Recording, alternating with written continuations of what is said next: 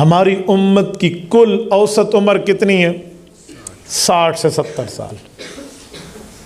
فرمایا اعمار امتی من 60 الی 70 او قال 90، 60 سے 70، 60 سے 90 کے درمیان کل عمر اوسطاً عمر ہے ہماری امت کی۔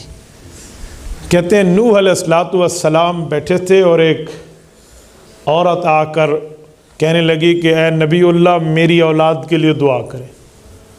نوح علیہ السلام نے پوچھا کیا اولاد نہیں ہوتی؟ اس نے کہا جی ہوتی ہے۔ تو کہا کیا دعا کروں؟ ان کی کوئی خوش قسمتی اور جاب اچھی لگے، کوئی نوکری اچھی کر؟ نہیں، یہ نہیں، دعا یہ کریں کہ اللہ انہیں عمر عطا فرمائے، وہ بچپن میں فوت ہو جاتے ہیں۔ نوح علیہ السلام نے کہا اللہ تیری اولاد کو زندگی دے، کتنی عمر میں فوت ہوتے ہیں؟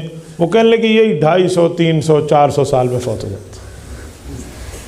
وہ تو 1000 سال کی عمر ہے نا۔ فَلَبِثَ فِيهِمْ أَلْفَ سَنَةٍ إِلَّا 50 عام۔ فرمایا نوح علیہ السلام نے ایک امت ایسی بھی آئے گی جس کی کل عمر 60 سے 70 سال ہونی ہے، یہ اوسطاً ہے، کوئی اوپر کچھ نہیں چاہیے، درمیان میں اسی طرح ہی چلے۔ انہوں نے کہا ایسے لوگ بھی آئیں گے؟ کہا جی ہاں ایسے آئیں گے۔ تو کہا یہ عمر جب ملے گی تو شاید وہ گھر بار بھی نہ بنائے۔ نے کہا سب سے زیادہ گھر بار نہیں، اونچی عمارتوں کے مقابلے انہوں نے کرنے ہیں۔ تو اس خاتون نے کہا نبی اللہ اگر یہ عمر مجھے ملتی تو ایک سجدے میں گزار دیتی۔ اندازہ لگا یہ ہماری کل عمر ہم لے کر آئے ہیں۔ میرے دوستو، خواجہ محمد اسلام رحمہ اللہ نے ایک بات لکھی ہے کہ صحابہ کرام یا تابعین کا، غالباً تابعین کا واقعہ لکھا کہ 2 تابعی صحابہ کے شاگرد آپس میں باتیں کر رہے تھے کہ یار موت بہت قریب ہے، والموت ادنا من شراک نعلہ۔ حضرت علی کی روایت پر بحث چل رہی تھی کہ موت تو بندے کے پاؤں کے جوتے کے تسمے سے بھی زیادہ قریب ہے۔ تو ایک نے دوسرے سے کہا کہ کتنی قریب ہے موت؟ انہوں نے کہا یار ظہر پڑھ کے بیٹھے ہیں، پتہ نہیں عصر کا نماز کا وقت ہمارے اوپر آئے گا یا نہیں آئے گا، یہ پہلے موت آ جائے۔ انہوں نے کہا جی بات تو ٹھیک ہے۔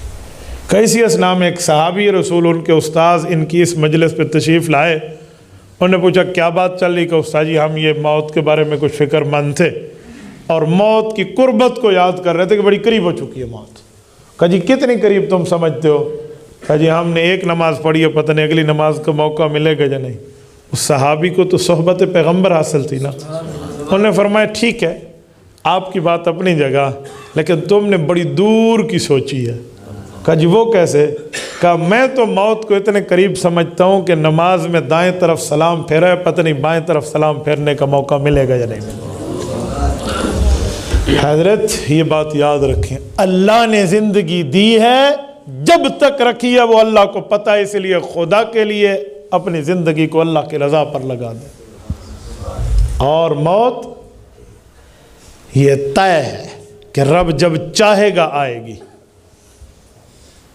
اور جب تک نہیں آئے گی اسباب 0 کیوں نہ ہو جائیں، 0%، پھر بھی بندے نے زندہ رہنا ہے تو اللہ کو منظور ہے تو زندہ